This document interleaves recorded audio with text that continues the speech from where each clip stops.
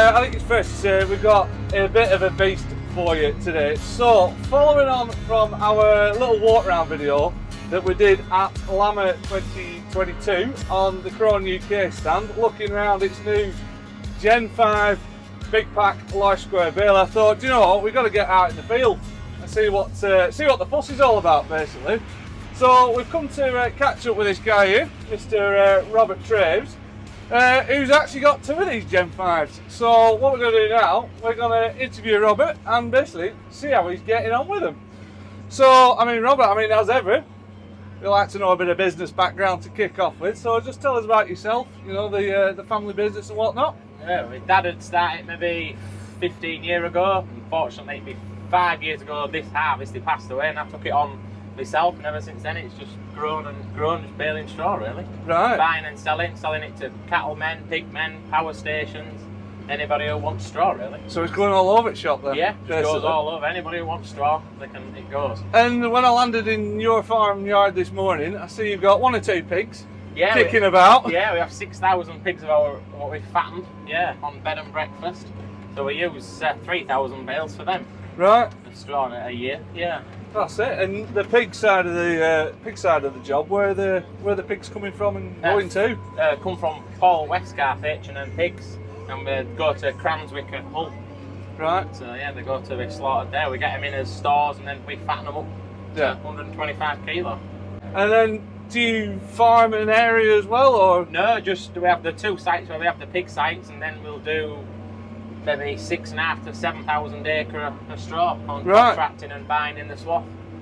So just a bit to get through in the season. Yeah. Well, speaking of seasons, this one's been fairly good, I would say. I don't think we've had one as easy. Up to now, we've only turned 50 acre rape straw, and that's it. That's it. Nothing. We've just baled and baled. Because whereabouts are we in the world here? Because it looks like the sea is just over there. Yeah, right near Flambred, right on the east coast. Yeah. Right, stuck out to sea we are. And in a tricky season, does that bring its own challenges, being this close to the coast? The dew come, it can sometimes take dinner time or 11 o'clock to get off, and then sometimes it can be back in 8 to 10 o'clock on a night, and we have to stop again because it's too damp. Right. So they try and get as much done in a short period of time. That's why we have 2 of these and a Krone 4x4 as well to try and get over it all. That's it. So in a catchy season, this is when basically the baling power comes into its own. Yeah. Having that, you know. Yeah, we need to be able to do in at least 200 acre each, a baler a day. Yeah. To get through it. Obviously, you've got you've got 2 Krone big pack Gen 5s. So what model's this one we've got behind us? This is just a normal 1290 Gen 5. So this is the standard one? Yeah, with the accumulator on the back. Yeah, this mainly gets used for a lot of contracting where people want them for themselves, so it's easier when they lead them with tractors and trailers and forklifts because they're in 2s or 3s, whatever they want. Yeah. That's it. And then the other one that we've been having a look at this morning as well, what model is that? That's 1290 HDP1. Right. Yeah, to pack a bit more in for the power stations and for the wagon, so you can always get 500 kilo bales or more to get the weight in. Got you. Well, speaking of weights, what sort of weights are you getting? We're at 470 to 500 in here, and it's 8 to 10% moisture this week. Right. So that's packing a bit of stuff in there. Made a massive difference with lengthening the chambers on them. Yeah. Yeah, it's made a hell of a difference. The HDP1 it can compete with like what the HDP2 used to do. Right. Yeah. Got you. And then that other one that's on the fast track that we've had a look at. That's what's the difference? Is it mainly just flywheel and it's got extra 2 rams at the sides on the back and the bigger rams all together on it all. So alright. Just to put more squeeze on the chamber. So how long have you been running these 2 Gen 5s? Just for this season, they were both brand new. Yeah. Got it. This time we thought we'd try something different, and I saw them and I thought they've made a lot of differences, but were a hell of a lot better with the chambers and everything like that. So we just thought we've had Krone for 5 years now, Krone balers. Right. And then I thought we'll have a swap this time and try 2 of these ones. Yeah. And what is it about the Krone bale? Is it? No shear bolts in the flywheel or anything like that. So if you do bung them up, because you can do it with any baler, just the time you've let the revs off the tractor, it's in and you're off again. That's it, that clutch kicks back in again and away you go. Yeah, I did 709 bales and I never got off this tractor seat yesterday. nothing, just sat in it and baled. So if you're getting off to do a shear bolt, it's amazing how far another baler can get in front of you. Yeah, that's a few more bales done, isn't it? Yeah, yeah. And you aren't getting covered in dust and messing around with balers. Well, that's it, and when you're up against it, that's the last thing you want, really, isn't it? Yeah, yeah. Yeah, we've had it before when we've run 2 balers together. If one does a shear bolt, the other baler can do a turn or 2 turn, maybe more. Yeah. You can do another 10, 15 bales by the time he's got his shear bolt back in. Right. So if you do 2 or 3 a day, it soon mounts up on bales. Absolutely. And how do these newer generation balers compare to the older Crones? They're very good. The new cleaning system, the knotters are as clean as when you start as when you finish. Really? There's nothing under them. Yeah, when we blow them off every day, every couple of fields, depending where we're going for blackgrass for cleaning off, and you go under there and there's nothing. They're absolutely immaculate. Right. So it's been a massive difference as the blower. They're easy to blow off altogether because the whole sides hydraulically fold down now. Yeah. So yeah, you haven't got to scramble around guards. You can just stand back and blow it off. Yeah. That's it. I mean, well, like you say, for the blackgrass job, that's the last thing you want to be taking from one place to another, especially when you're trucking about 7,000 acres worth. Yeah. And people are getting more and more with it because it's hard to get rid of, and so we try our hardest. We don't spread it. Yeah. And, yeah, that's how we can keep getting more acres, because if you stick on blackgrass, then they won't have you back. But if you don't take it, you're always welcome back to go and bale more. Absolutely. And you know, when you've got the sides folded down and you're cleaning it off, are they mucky to start? Are they? No, is there much on them to start with? Very clean baler.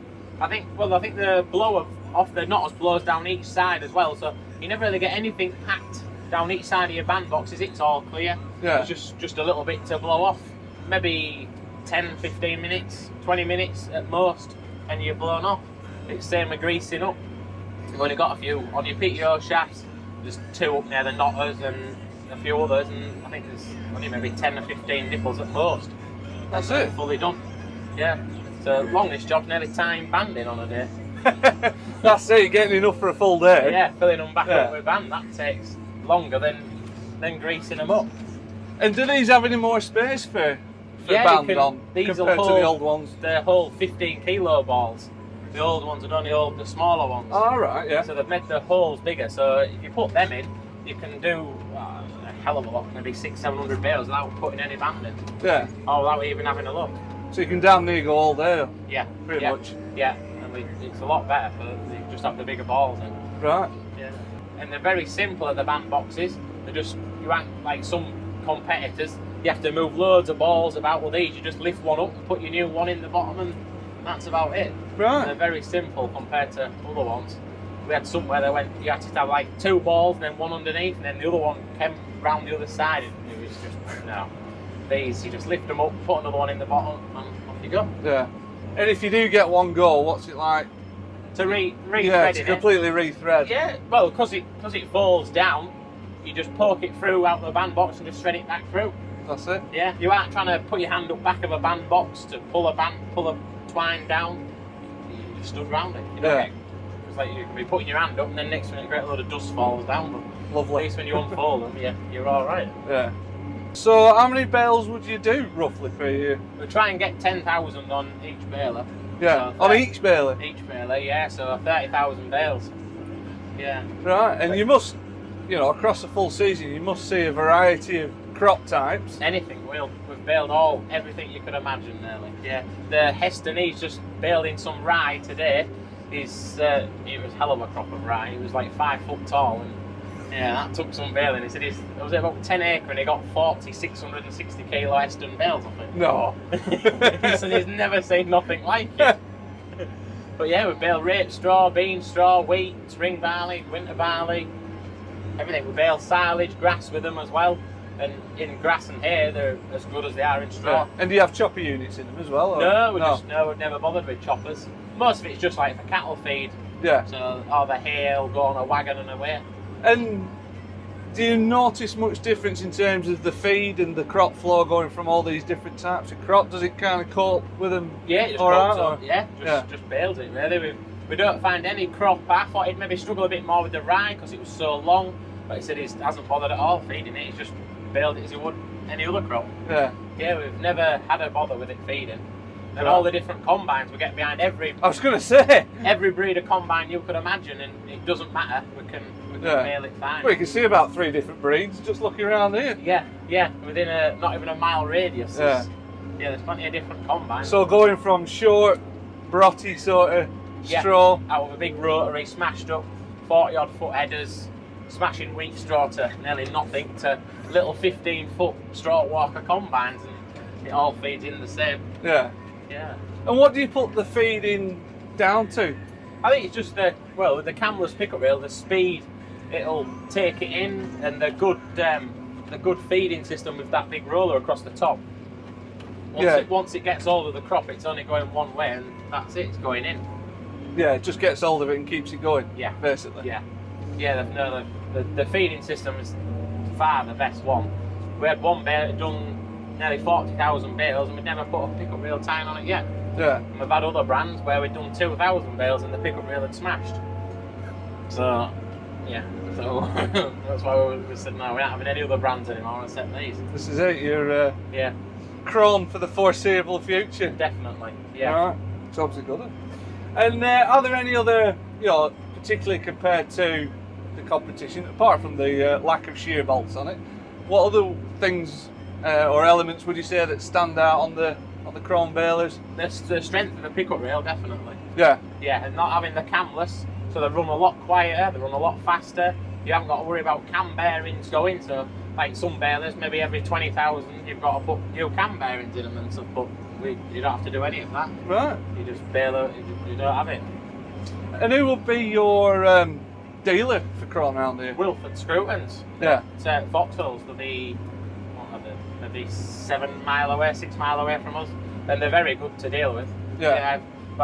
All my tractors, my fast tracks and stuff, they're all off them, and they're very good to deal with. Right. If we've ever had a problem, they can soon get us sorted, and off we go again. So I think, correct me if I'm wrong, but one of the other updates as well was this, is it variable trip system as well? Yes, with the VFS system. That's the one? Yes, it's on automatic, and it'll be better, like when you're turning on a headland, it won't be going so much, so it won't wear it out as fast, I suppose, because it isn't tripping in all the time, and it makes such a lovely square bale, and it's always full to the top, and even when you're getting real light crops where there's no straw, the bales are as good as in a heavy crop. Right.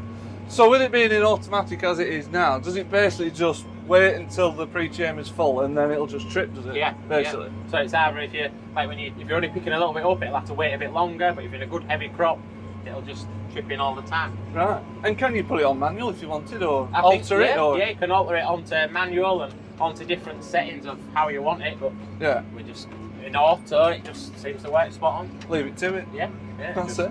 Yeah, we can't got no complaints with the bales. And like out of a normal 1290, you'd never believe you could get 500 kilo bales in wheat at how dry it is. Yeah. It does it. No? Especially this year. Yeah, we've never had one as dry as this. No. And then in terms of setting up and adjusting the baler, is pretty much most of it through. Yeah, it's all that terminal all on, there. Yeah, all on the screen.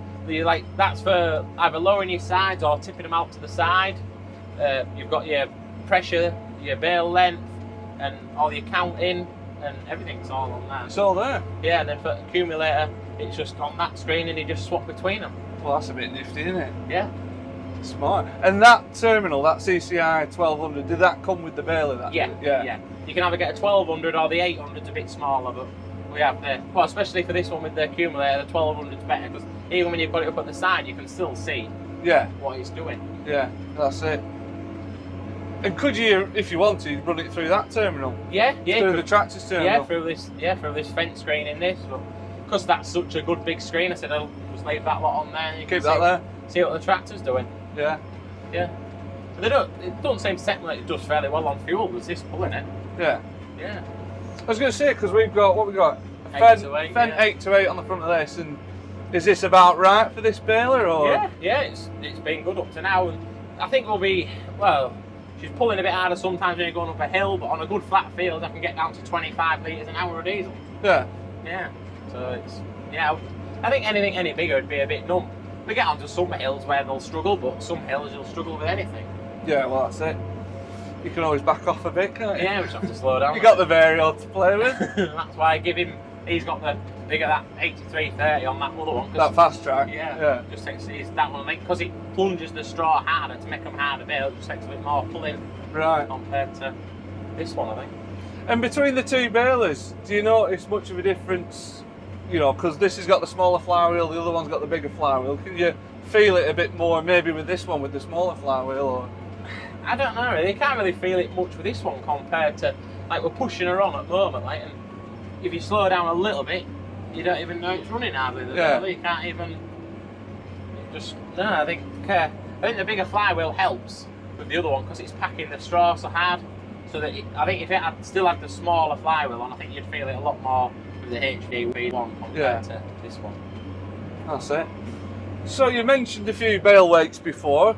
Yeah. What are the bales like in terms of shape and presentation really? Yeah, they're very good, very square. Well, for knotter issues, we don't have really any of them. I think I did 3,500 bales before she actually dropped a band. So I was, I'm happy with that. Yeah. Yeah. Take that one. Yeah, we'll take one or two out of that. You can get that many bales without dropping a band. Yeah, because they've got this knotter system working very well. So I know they've modified a little bit on them for these, and whatever they've done, it seems to be working very well. Yeah, and like you say, they're keeping clean on this. Oh, very clean. I think that helps a lot. And the only reason I had a band drop, I think, was because I was among some rape, and sometimes you get a rape stock, get stuck in a knotter, and just things like that. And would this have that split bale eject on it as well? Yes. Yeah. Yeah, and you can bale eject from in the cab as well. You go on, you press that button there, and you can bale eject from in here. You ain't got to get out. Yeah. Yeah. So when you're bale ejecting out while they're sliding off, you can keep pulling forward. So you ain't got to keep getting out, bale eject, stand out there, and then come back, pull forward. Yeah. You just do it all from in here. Right. Yeah. And I can even fold the sledge up and everything from the inside. I haven't got to get out. So when I finish the field, I just bale eject, pull my sledge up, off you go again. Go on, next. Yeah, next! You never even got to get out. And with a lot of the information that you get on that screen, such as, basically your number of bales, is that sort of stuff you can transfer off there and use it for billing and things like that? Yeah, you can save it all on the screen, then you can put a USB into it and save it all off it. And you can do it all straight off that and then put it straight onto your computer if you wanted to. Right, so you could save it per job or per field? Yeah, you can, up on there, you can, there's different jobs on there, what we've done over the time. Yeah. And you can put a name in there or whatever you want. It'll tell you how much string and everything meters it's done. But yeah, then you've got your size of your centimetres there, how many wads you're putting in a bale, how many slices. Yeah. So they're quite easy. It just tells you what to do. So this bale collect system then? Yeah. Tell us a bit about that. Why did you go for it? We have I do a fair few for other cattle people and some for a turkey farm, and they lead them with their forklifts, so they want them in 2s and 3s. But at the moment I'm putting them into 2s, because they'll come and pick them up, they want to go 4i on the tracks and trailers, so it saves them running around so much around their fields. Yeah. And they're happy with that, because it's quicker for them leading bales. As you go, you pick 2 straight up, you're out running around for another one, it's a lot faster. Yeah, well that's it, just putting them in pairs, that's half the travel time, isn't it? Yeah. We've done 93 bales, so it's cut that in half how many times you have to run around the field now. And that's it, especially in this day and age as well, where we're all a lot more conscious of what's going on under the ground as well. Surely it must be a bit less compaction around the field as well. Yeah, a lot less compaction for them, and they say they go to them, they can just pick 2 up, they drop them straight on the trailer. You aren't running around to pick 1 and then going up the field further and picking another one up. Yeah. They're all together. Right. So in this field where you're dropping them in pairs, what else can you do with it? What sort of other positions? You can put them in 1s, 2s, 3s, or you can drop a 3 off and then it'll drop a single off not far away, so you can pick them up like that. Yeah. So you can pick 1 up and then go to your 3. There's all different ways. You can put them in 2 with a gap like we are now. Yeah. You can put them so there's 2 tight together. There's there's a lot of different ways on it. Yeah. And that has a weighing bed on it as well. So it weighs each bale as it goes onto the bed. Yeah. So you know exactly what weight each bale is. Right. Is that fairly accurate, that? Yeah. Yeah. when we've even put them over a weight, which maybe 5 to 10 kilos out, that's about it. Like Right. Yeah, it's very good. So it works for us with the wagons, because when they come, they say, what do they weigh? You say, oh, maybe 510, 520 kilos, and they can load to that. Yeah. And then when they go to the weight bridge or wherever they are, well overweight. Right. Yeah. So then when they don't get pulled up then for being overweight. That's it. No, that's the last thing they want, isn't it? So with the Bale collect, when it's in field, is it sort of locked in place behind the? How's it work? Yeah, the drawbar pulls in, so it sits up against the back of the baler onto like some bushes. Yeah. So it rubs on there, and then it has caster wheels. But then when you go down the road, it'll fold the sides up, push out, and the wheels will lock. And then it's like having a telescopic drawbar. So then it'll bend in the middle. Right. So if you can get in with the tractor and the baler, the sledge will come with you. Yeah. I haven't had no gateways where you have no bother getting in. Yeah. I think if sometimes it was still fastened to the back like some of them are, you couldn't get in. Yeah. Because it's fairly long, but because it bends, and the steering axle on the baler, it turns it in, and it just follows exactly where the baler's gone. Right. Same tracks. Yeah. So as long as you get your baler in, your sledge is coming. Got you. And is it? Because there's a few little bits of up and down in this field, not too many. No. Does it follow the ground? Does it have enough, I don't know, range of movement to follow the ground? Yeah, because it's still fastened on it's only fastened actually onto the baler by like a drawbar pin on a hitch. Yeah. So it can still flex up and down, left and right. So it still floats across the land very well. Right. We don't have, it's not like it's fixed actually rigid onto the baler. Yeah. So it will bend a bit in the middle. For when you go over rougher and up and down hills and things like that. That's it. Yeah. When you were looking at the Bale collect system, did you have a look at other kind of, I don't know, Just accumulator sort of systems? Just because they said it was Crows, I said that'll do. We'll just have a Crow. And we just put it on the back and off we went. You've had your Crown injections, haven't you? Yeah, we just stuck with them. It's the first time we've had anything to do with accumulators. But yeah, it hasn't been a bit of bother. You forget it's even there. You just bail as normal and it just does its thing really. I suppose with it being made by the same people that make the baler, at least you know it's going to go together. Yeah, it can talks to each other. All on the same screens, and yeah, you haven't got to mess around with those screens. And it was only I think they had a couple of pipes and a bit of a wiring harness, and it bolted straight onto the back of the baler. It did a bit of frame. Don't take a lot of taking on and off if you ever wanted to. Right. And what drives it? I assume it's hydraulic, but where's that coming from? Through the ice, like through the Power Beyond. Right. With the tractor and through the baler. Yeah. Got you. Because will this baler be Power Beyond as well? Yeah, right. they're all Power Beyond. Yeah, so all you've got is one spool valve for your pickup reel on your hydraulic jack, and apart from that, that's it. That's it? Yeah, it's all Power Beyond. Right. Through your ice bus, just with your screen, so if you just press anything, it just does it.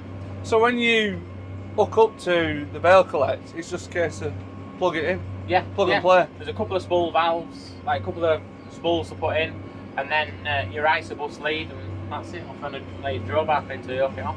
Right, there you go. How often do you swap your balers?